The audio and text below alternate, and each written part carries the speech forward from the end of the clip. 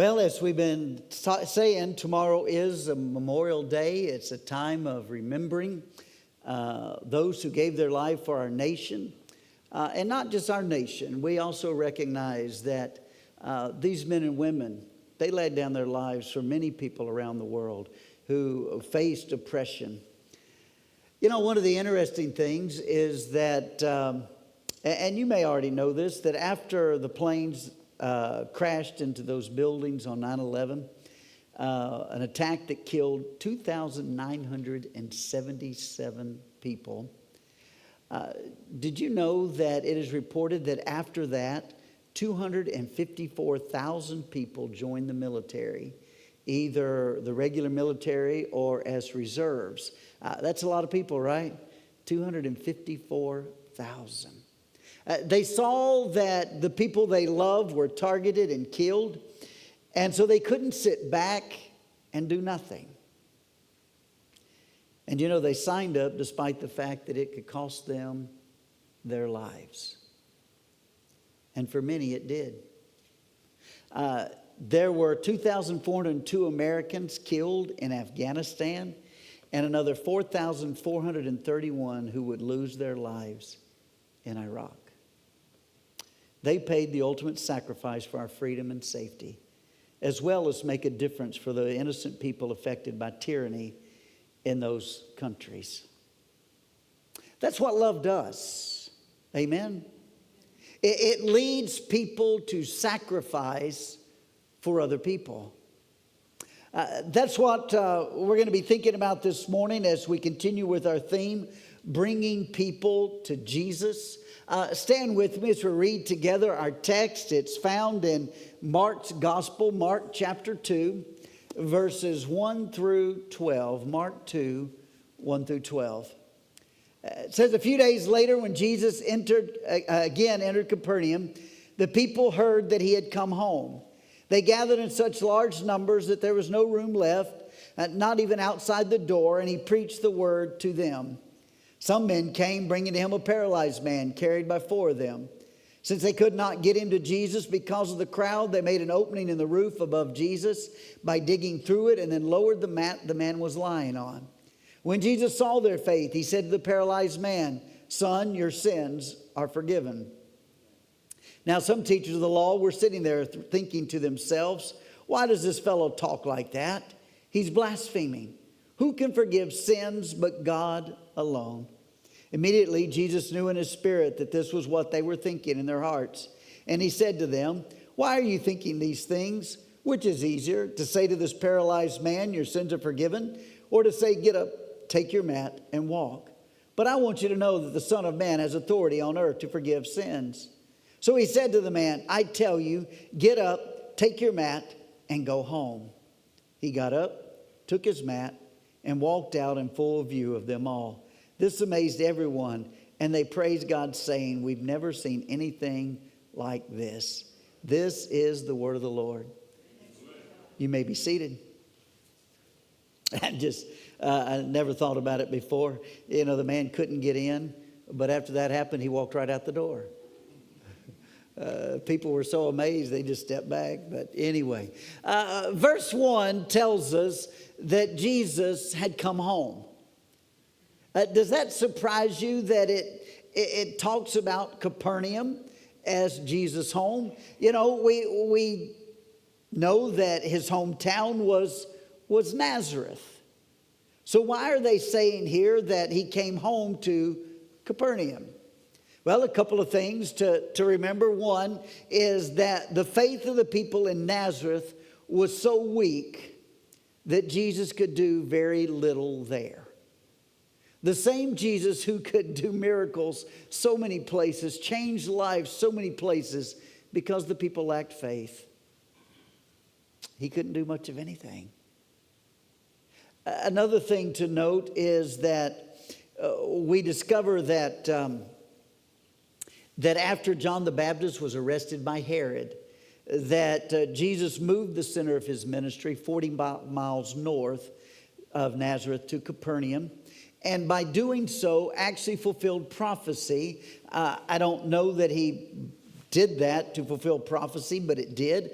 Isaiah 9, 1 and 2 says, "Nevertheless, there will be no more gloom for those who are in distress. In the past, he humbled the land of Zebulun and the land of Naphtali, but in the future, he will honor Galilee of the nations by way of the sea beyond the Jordan.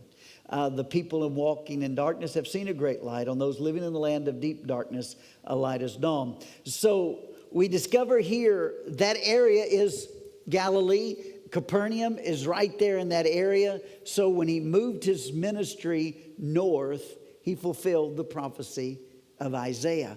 But that has become his home base. Capernaum is now his home base. And the people there have heard that Jesus has come back, and they've come a long way to see him. Luke tells the same story over in Luke chapter 5. And in verse 17 it says, "One day Jesus was teaching, and Pharisees and teachers of the law were sitting there. They had come from every village of Galilee and from Judea and Jerusalem. And the power of the Lord was with Jesus to heal the sick." They had come from a long, long way. Frank may think he came a long way to church this morning. They came a lot further. Jerusalem was 85 miles away. Think about that. If that had been Houston, that would be at least a 2-hour drive to get there, wouldn't it? At least a 2-hour drive. But they had no cars. They had no buses, no trains, nothing like that. So usually if they were going to travel, they were going to walk. How many of you have walked 85 miles recently? That's a long way. It would not have been done in a day. It would have taken them more than a day to make that trip. But so many have come to Jesus. The house is packed. Everyone wanted a place inside where they could hear what Jesus was saying. Could you imagine coming to church and you couldn't get in because so many people had come? Now, don't misunderstand the story. All of them were not there because they believed in Jesus and they needed something from him. Some were just there for the show. I mean, they were just there for the show. And I will tell you that some churches do a good enough show these days that there are people that show up just for the show. They like the show, the lights, the music, all the action that goes on. Some were just there to see. They wanted to see the miracles that they had heard about, so they could tell their children and grandchildren that they had been there, that they had seen that. Others were there who were only there to argue with Jesus or to watch to see if he'd make a mistake so they could prove he was not who he claimed to be. Have you ever known anybody go to church that way? You would think if you went to lunch after them, you would think after the service with them, you would think the only reason they came was so they could pick at what was said. They were just there to find fault. There were those who were there like that. But there were others who truly needed an encounter with Jesus. One of those was a paralytic. We don't know much more than the fact that he was paralyzed, and so he couldn't get to Jesus on his own. Others could travel 85 miles to get there, but this man, if he was going to get there on his own, it was an impossible task. It was going to take something special to get him there. I've told you before about Mafua, a quadriplegic there in Tonga. He can identify with this man because if he wanted to go somewhere, he had to have help. But one of our joys in Tonga was that we got to present him with a power wheelchair. Let me show you a picture. This is Mafua in his power wheelchair. You can tell he dressed up for the event. We had just brought it to him. Somebody in New Zealand had donated it, had it shipped to Tonga, and we got to come and present it to him. And the reason he is dressed that way, it's hot right now here, isn't it? In that little house behind him, there is no air conditioning. no air conditioning. And he lays on a bed. He cannot fan himself or anything else. So whatever it takes to get cool. So he doesn't wear much clothing when he lays around the house. But I needed a picture. We wanted to show it to some people quickly. And so I made him get in his chair, come on out so we can get a picture and send it to the people who donated that. But because of this chair, he can now go down the road. He can. If you call it a road, at one time I think it was paved. But whenever I would get to his road, I had to go really slowly and dodge all the craters that were down through his road. But he could now go right down the road to a little kiosk and buy a few little things. He could go to his neighbor's house and all of that. But even with this wheelchair, he was still limited as to where he could go. There's just so far you can go on one charge. The Mango Tree Center, the church, and all that was about a 30 to 45-minute drive away, depending on traffic. He couldn't do that in his wheelchair. For one, it would take him a while. They don't go fast. And two, the battery wouldn't last to get him that far. Well, one day it was near the end of our time there in Tonga, and we were recognizing everybody who had taken any of our leadership classes. We were giving them certificates to show they had completed the classes, and Mafua had completed a couple with me, and we wanted him there. But how were we going to get him to church? Well, it would take a truck, but not just any truck. Let me show you my next picture. This is how Mafua got to church. You can tell he dressed up. Tongans are going to dress up to go to church. They're going to, whether it's pants or a skirt, one or the other. But in order to get there, his friend came with his truck, put him on the lift, got him up there. And I wish I had this picture. He didn't ride like this. He rode with somebody beside him holding an umbrella to keep the sun off of him. And that's what it took for him to get to church that morning. The paralytic in our story, he needed more than a friend to get him as well to Jesus.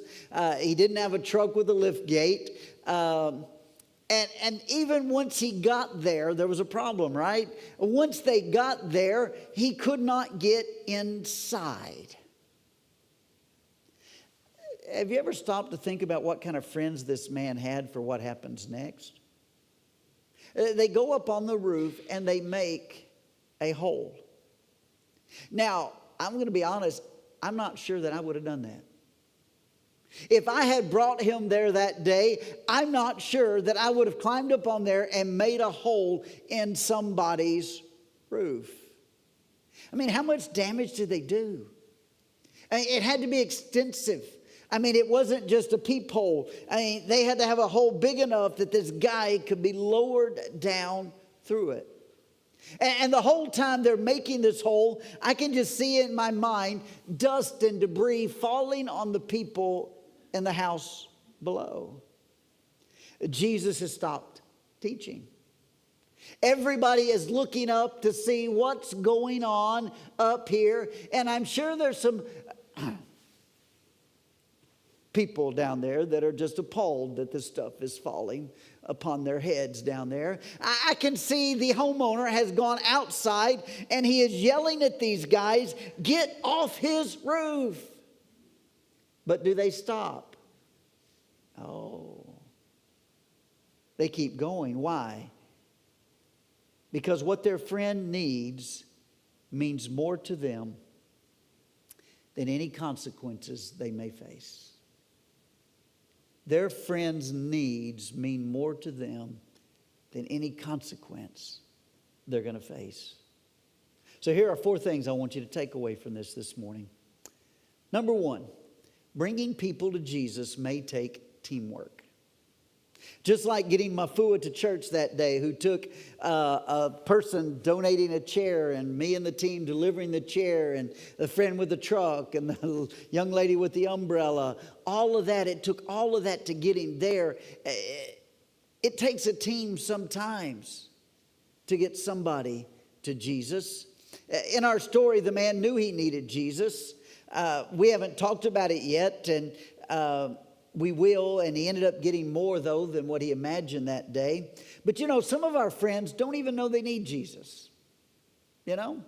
Some of our friends have no clue they need Jesus. They've lived life without him, and they just can't imagine why they would need Jesus. But there are many reasons they might need Jesus. It could be physical healing. Could be emotional healing.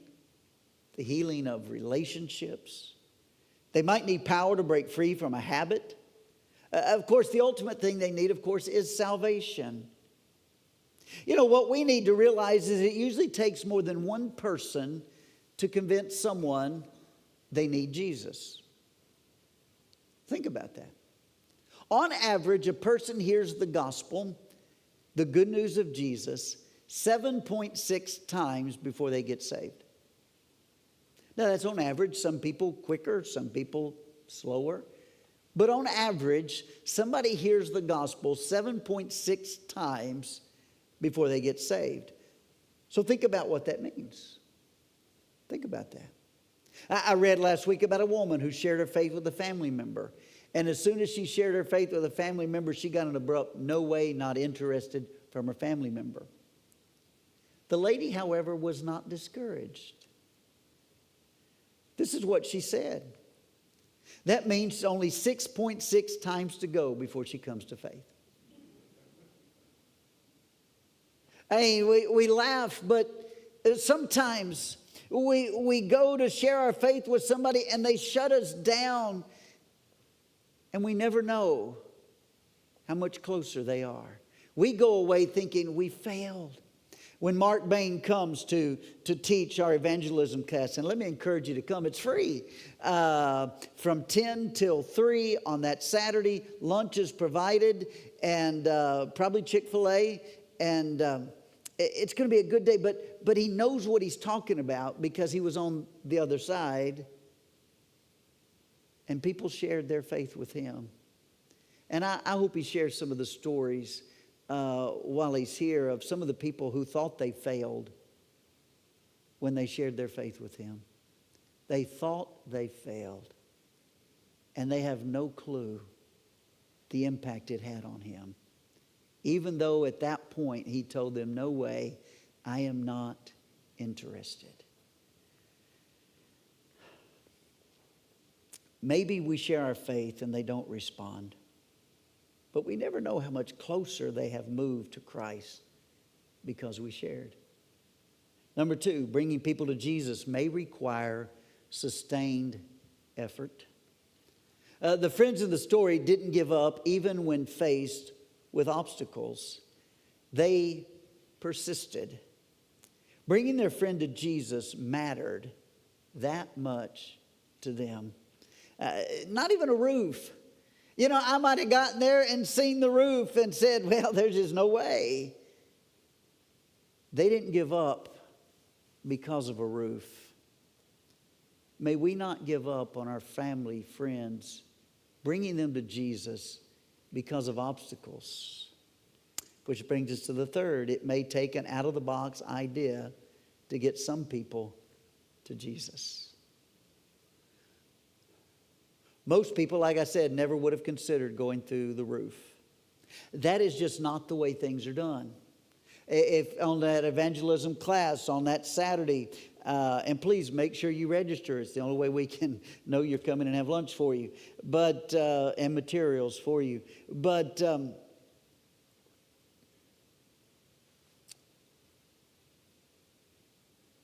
I am forgetting what I was just saying.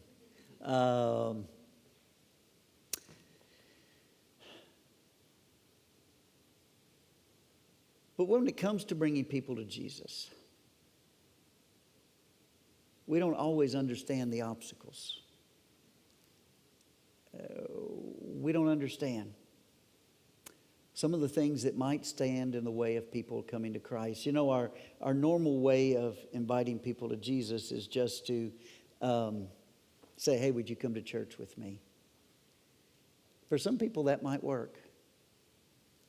For some people, that won't work. One of the reasons it won't work is because some of them went to church before, and their experience wasn't all that good. And we may not know the past. We may not know what happened. But sometimes it means we have to do something unusual in order for them to hear the gospel. Hey, that's why we did the carnival last Sunday. You may think we did the carnival because we like to have fun. And I do like to have fun. And at 2:30, as soon as the Spanish service was over and I didn't have to worry about how I looked, I changed clothes and I went down that water slide. It felt good. But we didn't do it just for the fun. We used fun to get people to come to church where we could build relationships with them and where they could hear what Jesus could do for their lives. That's why we did it. When it comes to sharing Christ with others, we need to get creative. What can we do? Maybe invite your not yet Christian friends to a barbecue at your house. Now, you just so happen to invite a Christian friend as well to that barbecue. And while you're sitting around your Christian friend and you just happen to start talking about what God has done in their life. Now, not a formal presentation or anything, just conversation. All of a sudden, you've got somebody hearing about Christ who wouldn't have come if you had said, hey, come to church with me so you can hear about Jesus. Maybe you can do something creative like that. My wife once had a patient invite me to go fishing with him. She told this patient of hers to invite me to go fishing. Now, you would think my wife did that because she was concerned that I have a chance to go fishing. She wasn't the least bit concerned about whether or not I went fishing. Not at all.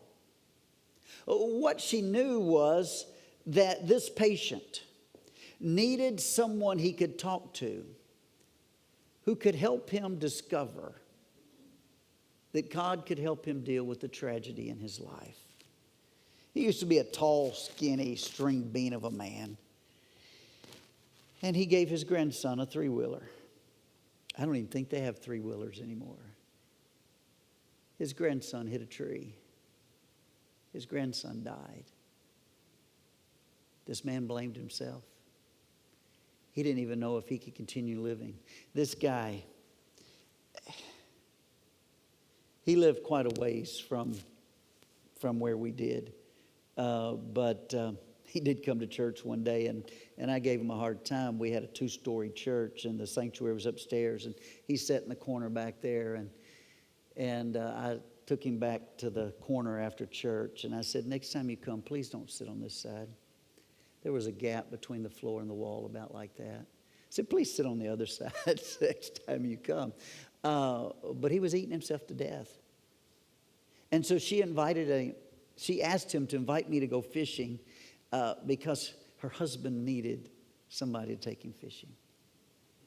But the reality was he needed to know what God could do in his life. And so we would sit and we would fish. And I've got some fish stories I can tell you, and all but one of them are true. My favorite's the one that's not completely true. But at the same time, I got to talk with him and pray with him and share with him that God forgave him. And he could forgive himself. And he could move on, because the best thing to do for his grandson is not to eat himself to death,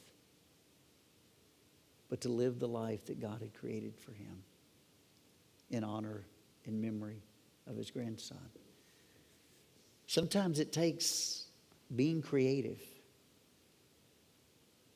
Finally, number 4, people are worth more than stuff.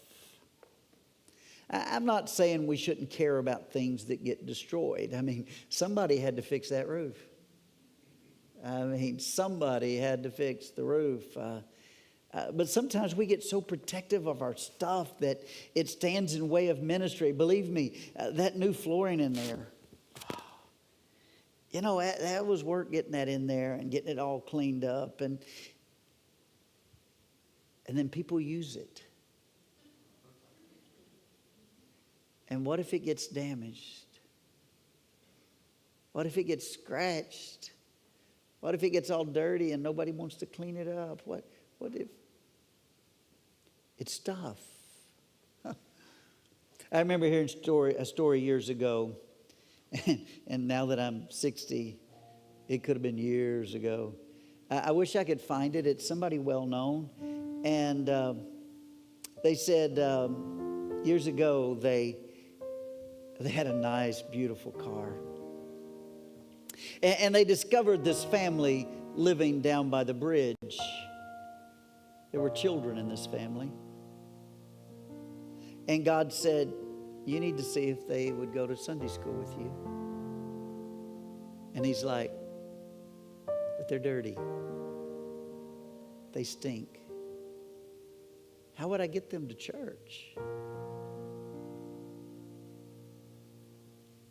In your nice car is how you get them to church. So he and his wife picked them up, put them in their car. They did not cover the seats with sheets or blankets, which my grandmother used to do when we got in. We could ride on the back of her car, but we couldn't sit on the seats. I never figured that out. But he said, you know, we even replaced the seat in that car one time because it had gotten so dirty. But we kept bringing them to church, and they kept hearing about the love of God, and we kept showing them that very same love. And we watched God transform their lives. And he said, that car has been long gone. But what God has done in their life is eternal. And it was worth far more than that car.